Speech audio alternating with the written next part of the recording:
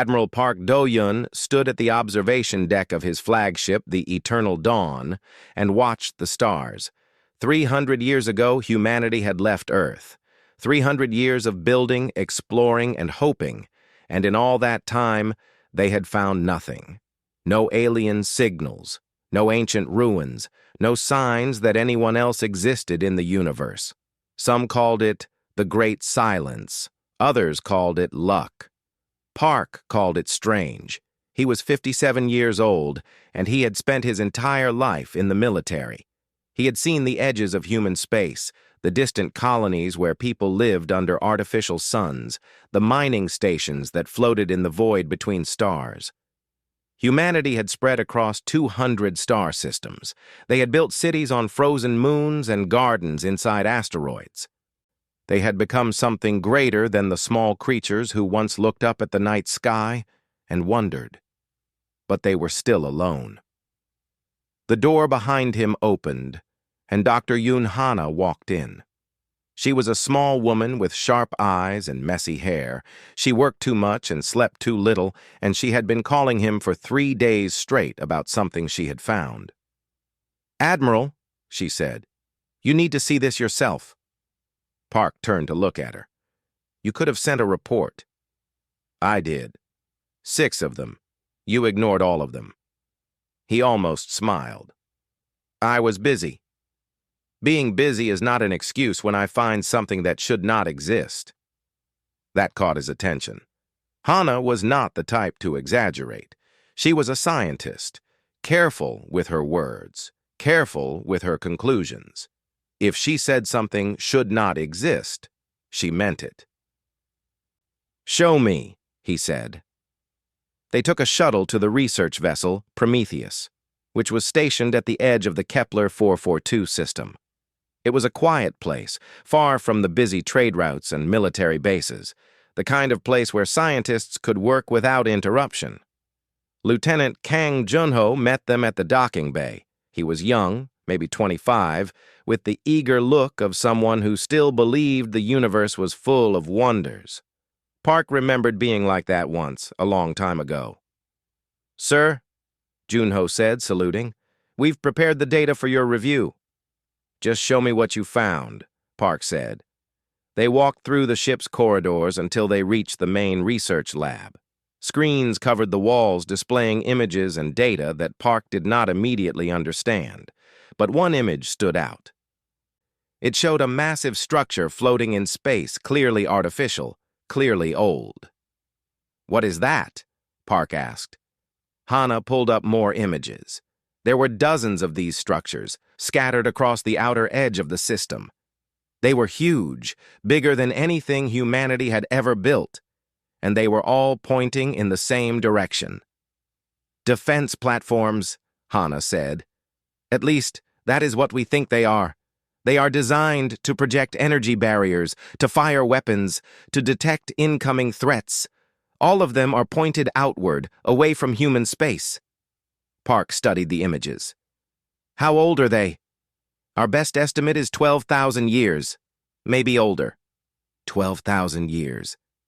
Humanity had barely invented farming 12,000 years ago. Someone had built these massive defensive structures while humans were still living in caves. "They are inactive," Junho added.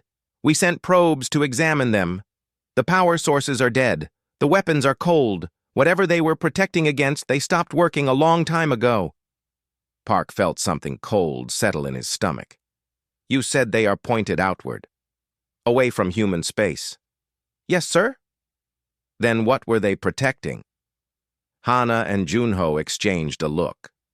Neither of them wanted to answer. "Us," Hana finally said. "We think they were protecting the galaxy from us." Park stared at her. "That is not possible. We have only been in space for 300 years. "The structures are old, Admiral, but the species that built them knew we were here. They knew about Earth. They knew about humanity. And they built walls around our stars." Park turned back to the screens. He looked at the massive structures, silent and dead, standing guard over empty space. They had been built to keep something in, and humanity had been inside. "There is more," Junho said quietly. He walked to a console and brought up a new image. It showed a small device, recovered from one of the structures. A data core, ancient but still functional. "We managed to translate some of it," Junho said. "It took weeks. The language is unlike anything we have seen. But we found one phrase that repeats throughout the entire database. The same phrase, written in 47 different languages." "What does it say?" Park asked. Junho pressed a button. The screen displayed the translation. "Do not wake them." Park read the words again and again. He thought about the empty galaxy, the silence that had followed humanity through 300 years of exploration. He thought about all the times they had sent signals into the void, hoping for an answer, and received nothing. Maybe the answer had been there all along. Maybe everyone was hiding. "Send this to command," Park said. "Full classification. I want increased patrols on all border systems, and I want to know who built these structures." "Sir," Hana said carefully, "command will probably dismiss this. They will say it is ancient history, that whoever built these things is long dead." "Maybe they are right," Park said, "but I do not believe in coincidences. Someone built walls around humanity and told the entire galaxy to stay away. I want to know why." He walked out of the lab, leaving Hana and Junho standing in silence. Far away, in a part of the galaxy that human telescopes had never seen, a message was received. It was simple, automatic, triggered by sensors that had waited for thousands of years. The message said, "The warning stations have been accessed. They are awake." In a great chamber carved from crystal and light, beings older than human civilization gathered to discuss what could not be ignored any longer. The humans had found the walls, and soon they would start asking questions. Speaker Vethal, ancient and tired, looked at the assembled council of the Galactic Concord. 4,000 species united by one common fear. "We have two choices," he said. "We maintain silence and hope they do not come looking for answers. Or we go to them first before they discover the truth on their own." The council argued for 7 days. In the end, fear won. They would go to the humans. They would explain. And they would pray that the monsters they had locked away for 200,000 years would listen. Captain Shin Mirai had commanded the border station Aegis 7 for 6 years. It was a quiet posting, far from Earth, far from the busy inner colonies. Nothing ever happened here. Ships came and went. Supplies arrived on schedule. The crew played cards and complained about the food. Then 3,000 alien ships appeared at the edge of her sensor range and everything changed. Mirai was in her office when the alarm sounded. She ran to the command center where her crew was already at their stations. The main screen showed the fleet, spreading across space like a storm cloud. Each ship was different from the others. Some were long and elegant. Some were massive and armored. Some looked like living creatures, with organic curves and glowing surfaces. "How many?" Mirai asked. 3,217, her sensor officer replied. His voice was shaking. "And more are arriving." Mirai felt her heart beating fast, but she kept her face calm. Her crew was watching her. If she showed fear, they would panic. "Have they made contact?" "Yes, Captain. Audio only. They are broadcasting on all frequencies." "Play it." The speakers crackled, and a voice filled the room. It was strange, translated by machines, but the words were clear. "We are the Galactic Concord.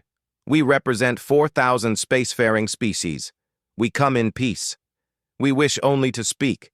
We have waited a very long time for this moment." The message repeated, again and again. Mirai listened to it 3 times before she spoke. "Send a response. Tell them to hold position at the border. No ships cross into our space without permission." Captain, her first officer said carefully, they have 3,000 ships. We have 12. I know how to count, Mireille said. Send the message. The Concorde fleet stopped at the border. For 6 hours, nothing happened. Mireille's crew waited at their stations, exhausted and terrified. Then a single probe detached from one of the alien ships and crossed into human space. Mireille did not hesitate. Fire! The probe exploded in a flash of light. The alien fleet went silent. Mireille opened a channel. This is Captain Shin Mireille of the Terran Stellar Commonwealth. Your probe entered our space without permission. Consider this your only warning. The next ship that crosses the border will be treated as an act of war. She closed the channel and waited. Her crew stared at her like she had lost her mind. Captain, her first officer whispered, you just fired on an alien fleet that could destroy us in seconds. They asked to talk, Mireille said. They said they come in peace. Let us see if they mean it. 3 days later, the Concorde requested a formal meeting. They offered neutral ground, an ancient station in unclaimed space, and promised that only one ship would attend. The Terran Commonwealth agreed. Counselor Bayek Jiwoo was chosen to represent humanity. He was a former soldier who had become a diplomat, a man who understood both war and words. He traveled to the neutral station with a small escort, including Admiral Park Do-yun. The station was old, older than humanity. It hung in empty space, covered in symbols that no human could read. Inside, the air smelled strange, and the lights were too dim. Speaker Vethal waited for them in a great chamber at the station's heart. He was tall, almost 3 meters, with a body like an insect and eyes that reflected light like mirrors. He moved slowly, carefully, as if he was afraid of breaking something. Welcome, Vethal said. I have waited for this moment for a very long time. Counselor Bayek stepped forward. You said you represent 4,000 species. Where are they? Why have we never seen them? Vethal made a sound that might have been a sigh. They are everywhere. Around you, above you, below you. They have been watching humanity since before your ancestors built their first cities. They have seen you grow, spread, and conquer your star. And they have done everything in their power to stay hidden from you. Why? Vethal was silent for a long moment. Then he gestured and the chamber filled with light. Images appeared in the air, showing scenes from long ago. 200,000 years ago, Vethal said, a survey team from the Concorde visited your world. They were scientists, explorers, seeking new species to study. They found your ancestors living in small groups, using stone tools, hunting animals for food. The images showed the ancient humans. They looked primitive, barely different from apes. The survey team was careful, Vethal continued. They observed from a distance. They recorded your behavior, your language, your social structures. They planned to leave without making contact. The images changed. They showed the alien ship landing in a clearing. Figures emerging, tall and graceful. Something went wrong. One of the scientists was seen. Your ancestors did not run. They did not hide. They attacked. The next images were violent. Humans, armed with nothing but rocks and sticks, charging at creatures with advanced weapons and shields. The survey team defended themselves. They wounded many of your ancestors. They believed the fight was over. Vethal's voice grew quiet. They were wrong. The images showed what happened next. The humans retreated, but they did not give up. They followed the aliens. They watched. They learned. And when night came, they attacked again. Your ancestors learned to use the weapons they took from the fallen. They coordinated their attacks. They set traps. They did not stop, even when they were injured, even when their numbers fell. The survey team had shields that could stop energy weapons. Your ancestors threw rocks until the shields failed. The final image showed the alien ship burning, human figures standing around it covered in blood, holding weapons that did not belong to them. No one survived, Vethal said. The survey team was the most advanced exploratory group in the Concorde. They had technology that could level mountains, and they were killed by creatures who had not yet invented writing. The chamber fell silent. Admiral Park looked at the images, at his distant ancestors, at the bodies of the aliens they had killed. "We were afraid," Vethal said simply. "We built the warning stations. We told every species in the galaxy to stay away from your stars. We watched you, but we never let you see us. For 200,000 years, we have been hiding from humanity." Counselor Bayek found his voice. "Then why come to us now? Why reveal yourselves after all this time?" Vethal turned away from the images. His eyes, ancient and tired, looked directly at the humans. "Because something is coming. Something that has destroyed civilizations far older than mine. We have fought it for 300 years, and we are losing. We have tried everything, used every weapon, every strategy. Nothing works." He paused. "We need help, and there is only one species in this galaxy that has ever truly frightened us." He looked at Beck, at Park, at the small group of humans standing in the ancient chamber. "We need you." The enemy was called the Absence. No one knew where they came from. No one knew what they wanted.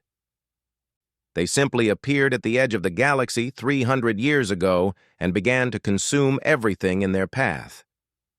General O. Tayson watched the recordings alone in his quarters aboard the command ship, Iron Will. He was 72 years old, and he had never lost a battle. His soldiers called him the Stone Wall because nothing moved him, nothing frightened him, nothing made him retreat. But the recordings made him pause. He watched as Concorde fleets, massive beyond imagination, engaged the Absence in battle. The alien ships were beautiful, elegant, built by species that had traveled the stars for millions of years. They fired weapons that could crack planets. They deployed shields that could stop asteroids. It did not matter. The Absence came in waves, endless and patient. They did not speak. They did not negotiate. They simply advanced, absorbing everything they touched. When conquered ships were damaged, they retreated to repair. When Absence ships were damaged, they kept coming until they were completely destroyed. And slowly, inevitably, the Concorde lines broke. Tayson watched 12 major battles. The pattern was always the same. The Concorde fought bravely, inflicted heavy losses, and then withdrew when their casualties became too high. The Absence never withdrew. They never stopped. They simply waited for the next battle. He understood the problem immediately. The Concorde did not know how to lose soldiers. They fought to protect their people, which meant they retreated when the cost became too high. The Absence had no such concern. They traded lives for territory, and they were winning. Tayson closed the recordings and summoned his officers. "We will take command of the next offensive," he said. "Concorde forces will follow our lead." His second-in-command, Colonel No Yejin, frowned. "Sir, the Concorde admirals will not accept that. They have been fighting this war for 300 years. They believe they understand the enemy." "They understand nothing," Tayson said. "They fight like prey animals, always looking for escape, always protecting themselves. The Absence fights like a predator. It does not stop until the prey is dead." "And how do we fight, sir?" Tayson looked at his officers. They were all veterans, all survivors of humanity's internal wars before the unification. They knew what he was going to say. "We fight like humans," he said. "We do not stop either." The first joint operation targeted an Absence forward base in the Varath system.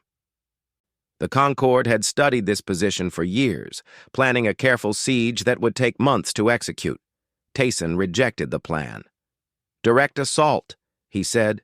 "No retreat, no reinforcement lines. We go in, we destroy everything, and we do not leave until the job is done." The Concorde admirals protested. They showed him casualty projections. They explained that a direct assault would cost thousands of lives, maybe more. They called his plan insane. Tayson listened to all of it. Then he gave his orders anyway. Private Im Sujin was part of the first wave. She was 23 years old, born on a mining colony at the edge of human space. She had joined the military because she wanted to see the galaxy. Now she was about to see something no human had ever seen before. The dropship shook as they entered the atmosphere. Around her, other soldiers checked their weapons, their armor, their medical kits. No one spoke. There was nothing to say. The absence base covered hundreds of kilometers of barren ground. It was made of strange material, dark and shifting, like frozen smoke. Towers rose from the surface, broadcasting signals that no one could translate. Defensive weapons fired at the incoming ships, filling the sky with light. Sujin's dropship was hit twice. She felt the impact through her seat, heard the metal screaming around her. But the ship did not stop. It kept going, straight toward the heart of the base. They crashed through a wall and landed in a courtyard filled with absent soldiers. Sujin had seen images of the enemy, but images were not the same as reality. They were tall, thin, with too many limbs and faces that had no expression. They moved like shadows, fast and silent. "Go!" her sergeant shouted. "Move, move, move!" Sujin jumped out of the dropship and started firing. The absent soldiers died like anything else, but there were so many of them. They came from every direction, climbing over their own dead to reach the humans. A soldier next to Sujin fell, his chest torn open by an enemy weapon. She did not stop. She stepped over his body and kept advancing. Behind her, medical teams grabbed the wounded and pulled them back. In front of her, more enemies appeared. The battle lasted 6 hours. Sujin was wounded twice. A blade cut her arm. An explosion threw her against a wall. Each time, she got back up and kept fighting. Around her, other soldiers did the same. They did not retreat. They did not call for extraction. They simply refused to die. The conquered forces watched from orbit. They had expected the humans to break, to call for support, to admit that the assault was impossible. Instead, they watched human soldiers push deeper and deeper into the absence base, leaving a trail of bodies behind them. Both human bodies and absence bodies. Mostly absence. By the 6th hour, the base was silent. Sujin stood in the central command structure, surrounded by the corpses of enemies she had killed. Her rifle was empty. Her armor was cracked. She could barely stand. But she was alive, and the mission was complete. General O. Tayson landed an hour later to inspect the results. The conquered officers came with him, walking through the destruction with expressions of shock and something else, something like fear. One of them approached Tayson as he surveyed the battlefield. "Your soldiers were dying," the officer said. "We saw them fall. We saw them bleeding. Why did they not stop?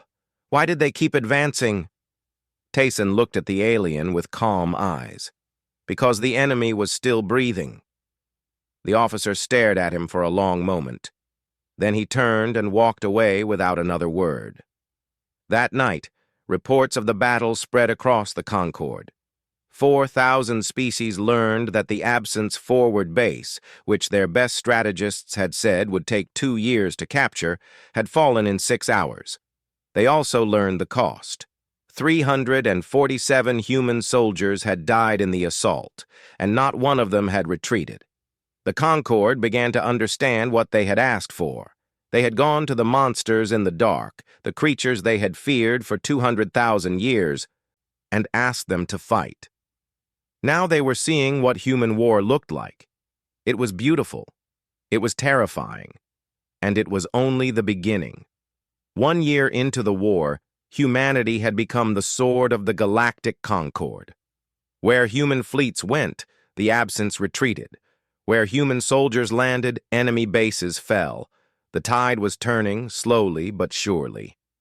Admiral Park Do-yun commanded the joint fleet from his flagship, the Eternal Dawn. He was older now, tired in ways that sleep could not fix. Every day he sent soldiers to die. Every night he read the casualty reports and memorized the names of the dead. Captain Shin Mirai had changed too. The woman who had once commanded a quiet border station now led a strike carrier group. Her ships were always at the front, always the first to engage, always the last to leave.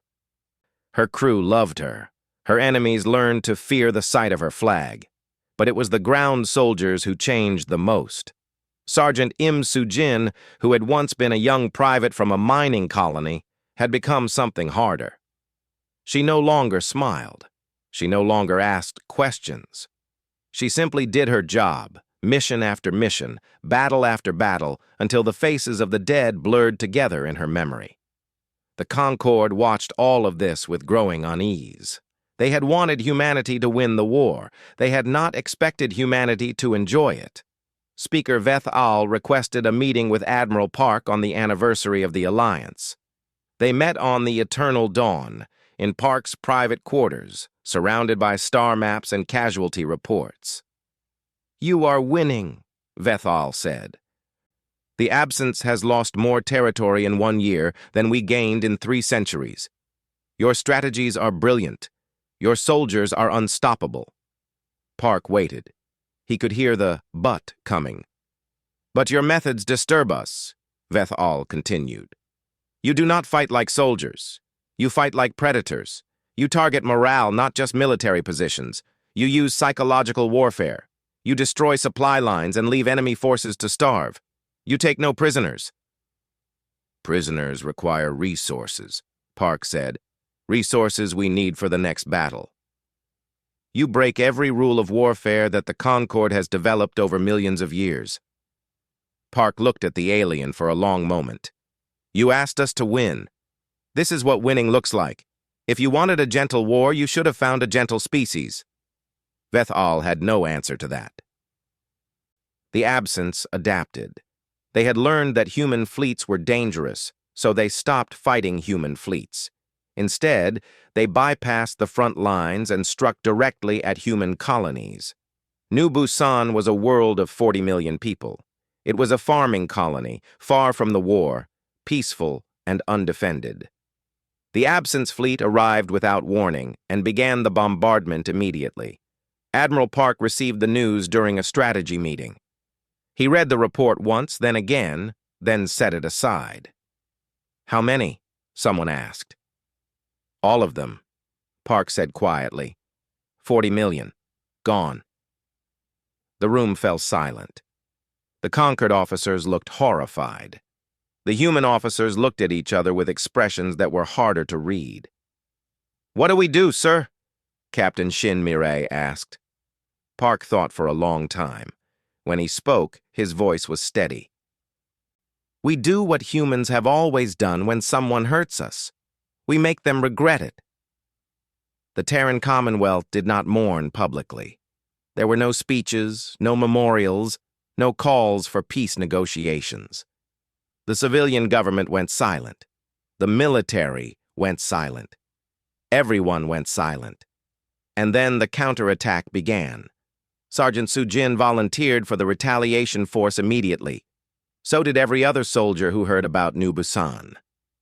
There were more volunteers than ships could carry. The target was the Absence core territory, the heart of their invasion. It was heavily defended, protected by fleets and weapons that had never been tested against human assault. It did not matter. Humanity brought weapons they had never used before. The Concord had banned these weapons long ago, considering them too cruel, too destructive, too final. Humans had no such concerns. They had built these weapons hoping they would never need them. Now they needed them. The assault on the Absence core was not a battle. It was an execution. Soo-jin's unit was deployed to clear a massive structure that the Absence used as a command center. They fought through corridors filled with enemy soldiers. They planted charges in reactor rooms. They did not stop to rest, to eat, to mourn their fallen. On the third day, Soo-jin found a room she did not expect. It was deep inside the structure, hidden behind heavy doors. When she broke through, she found not soldiers, but something else. Children, or whatever the absence called their young. Small, fragile, helpless. Su-jin stopped. For the first time in months, she felt something other than anger. The small creatures looked at her with eyes that held no threat, no hatred. They were just scared. She thought about New Busan. The children there had been scared too. They had probably cried for their parents. They had probably hoped someone would save them. No one had saved them. Su-jin raised her weapon. One of her soldiers, a young man named Kwon Hyun-soo, put his hand on her arm. "Sergeant, maybe we should not—" "They burned our world," Su-jin said. "They killed 40 million of our people. Children, families, everyone. These are just—" "So were ours." She completed her mission. The Absence Corps fell in 12 days. When it was over, there was nothing left. Human forces dismantled every structure, destroyed every ship, killed every soldier. There were no prisoners, there were no monuments. The Concorde found nothing but empty space where the Absence Heart had been. Speaker Vethal watched the final battle from Admiral Park's flagship. When the last enemy signal went silent, he turned to the human admiral. "Is this who you truly are?" he asked. "Is this what you are capable of when you are angry?" Park did not answer immediately. He looked at the empty space on the screen, at the place where an enemy civilization had existed hours ago. "No," he finally said. "This is who we become when you give us something to protect. Be grateful we consider you neighbors now. Be grateful your species never made us angry." Vethal returned to his ship that night. He did not sleep. Instead, he accessed the ancient archives, the records that the Concorde kept from before the warning stations were built. He found the final transmission from the survey team that had visited Earth 200,000 years ago. He had read it before, but he read it again. "They are still coming. We have wounded several. They do not stop. They have learned to use our weapons against us. We are sealing the ship. If you receive this, do not send rescue. Do not return. They will remember our faces. They will teach their children. Whatever these creatures are, they are not prey. They are something else. Something we have no word for." Vethal closed the file. Now, 200,000 years later, he finally understood what that survey team had seen. He had a word for it now. Human. The war ended on a day without name, in a place without stars. The Absence had retreated to their final stronghold, a massive construct floating in the void at the very edge of the galaxy. It was ancient, older than the Concorde, older than any civilization that still existed. This was where they had come from, 300 years ago, when they first appeared. Admiral Park Do-hyun led the final assault personally. His fleet numbered over 10,000 ships, both human and Concorde, the largest military force ever assembled in galactic history. Behind him, the entire alliance watched and waited. Dr. Yoon Hana had spent months studying Absence technology and language. She had barely slept, barely eaten, driven by a need to understand the enemy before they destroyed them. Now, on the eve of the final battle, she finally cracked their code. She requested an urgent meeting with Admiral Park. "They are not invaders," she said. "The Absence, they are not what we thought." Park looked tired. He had been tired for years now. "What are they, then?" "Refugees." Hana pulled up data on the screen, showing patterns she had found hidden in Absence communications. Something destroyed their home galaxy. Not a war, not a plague, something worse. They have been running for millions of years, consuming other civilizations to survive. They are not evil. They are desperate. Park was silent for a long moment. "Does it matter?" "It might. We could negotiate. We could offer them territory. We could find a way to end this without more death." "And if they rebuild? If they grow strong again? If they come back in 1,000 years or 10,000 with a bigger fleet and more weapons? Hana had no answer. Park turned back to the window, looking at the massive construct waiting in the darkness. I have spent 3 years sending soldiers to die, he said quietly. I have read their names. I have written letters to their families. I have watched good people become killers because I ordered them to fight. And now you tell me the enemy was just scared? Just trying to survive? He shook his head. Maybe you are right. Maybe they deserve mercy. But the people of New Busan deserved mercy too. The children in those conquered worlds that burned, they deserved mercy. Where was the absence's mercy for them? Hana started to speak, but Park raised his hand. We finish this, today, and we make sure it never happens again. The assault began at dawn, though there was no sun to mark the hour. Human ships led the charge, followed by conquered vessels. The absence construct deployed every weapon it had, filling space with fire and death. Sergeant Im Soo-jin was on one of the first dropships. She had volunteered again, as she always did. Her unit, what remained of it, followed her without question. They had fought together for so long that words were no longer necessary. They crashed through the outer wall of the construct and landed in a vast chamber filled with absent soldiers. The fighting was brutal, close quarters, hand-to-hand in some places.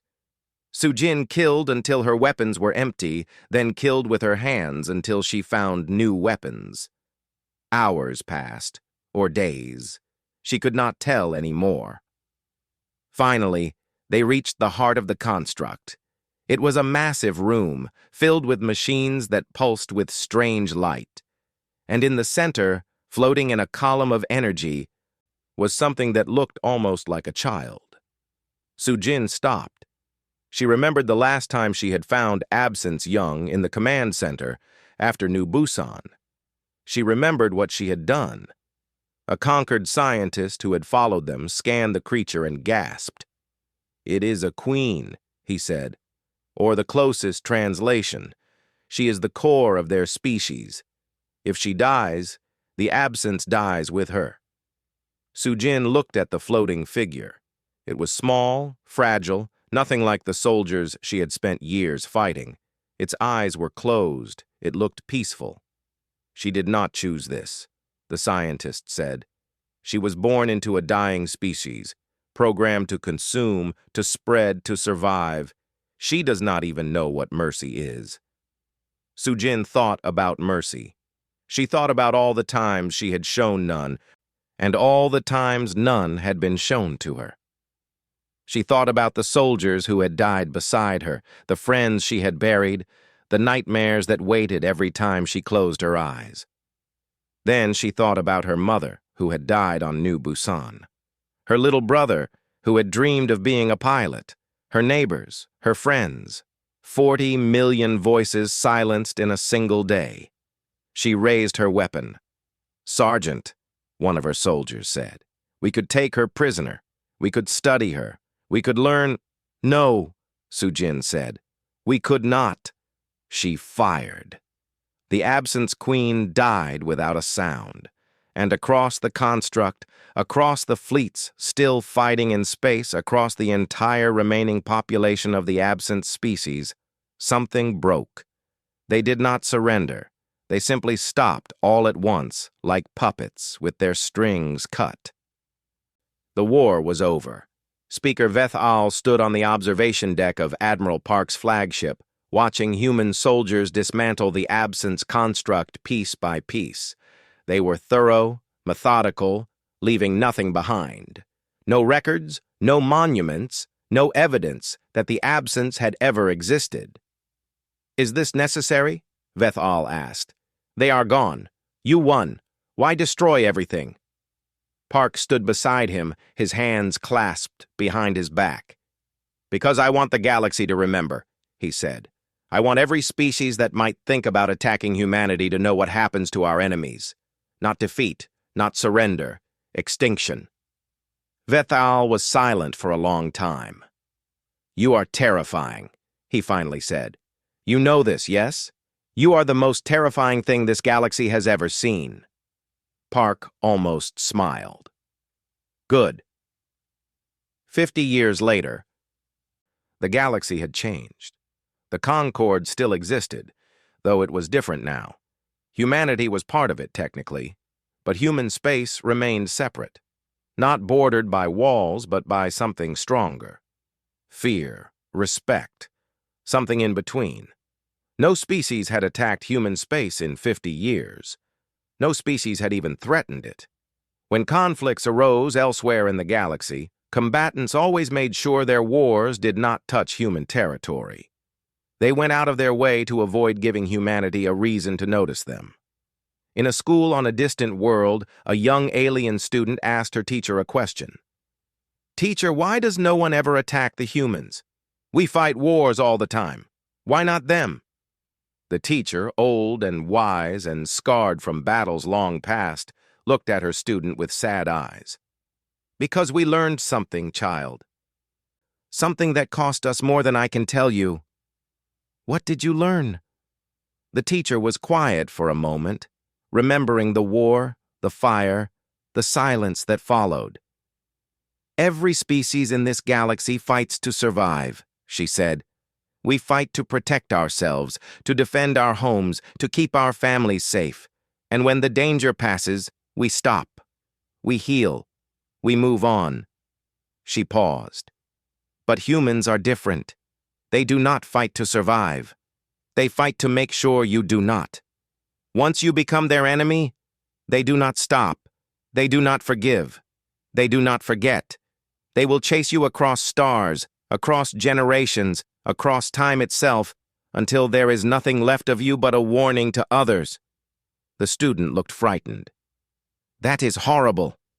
"Yes," the teacher agreed. "It is. That is why we stay away from them. That is why we make sure they have no reason to look in our direction. That is why, when someone asks if we should attack human space, we change the subject." "But what are they? What do you call something like that?" The teacher stood and walked to the window, looking out at the stars. Somewhere out there, human ships were patrolling their borders. Human soldiers were training for wars they hoped would never come. Human children were learning the names of the enemies their ancestors had destroyed. "There is an old word," the teacher said. "From before we met them, we used to use it for natural disasters, for plagues, for extinction events, for anything that meant the end of everything." "What word?" The teacher turned back to her student. "Apocalypse." "But now," the teacher's voice dropped to a whisper. "Now, it just means one thing." The student waited. "They are coming." Outside, the stars burned cold and bright, and somewhere among them, humanity went about its business, peaceful and quiet, the most terrifying species the galaxy had ever known. Not because they were evil, but because they had learned long ago that the only way to be safe was to make everyone else afraid. And they were very, very good at it.